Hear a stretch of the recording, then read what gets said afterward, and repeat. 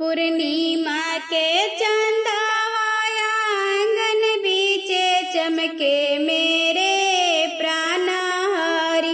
कौन गाँव के दूल्हा भी वह कैले जाले मेरे प्राण हरि। कौन गाँव के दूल्हा भी वह कैले जाले मेरे प्राण हरि। सबवा बैठले पापा कर कन्यादान मेरे प्राण हरि।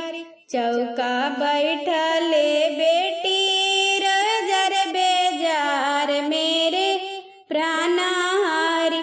चौका बैठले बेटी रजर बेजार मेरे प्राण हरि।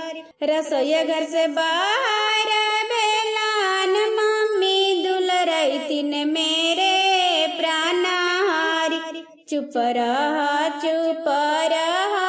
दियवा हमार मेरे प्राण हरि। चुप रहा बिटिया हमार मेरे प्राण हरि।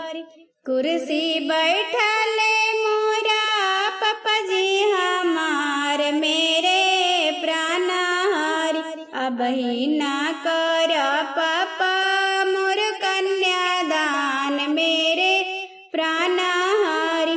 अब ही ना कर पापा मोर कन्यादान मेरे प्राण हरि।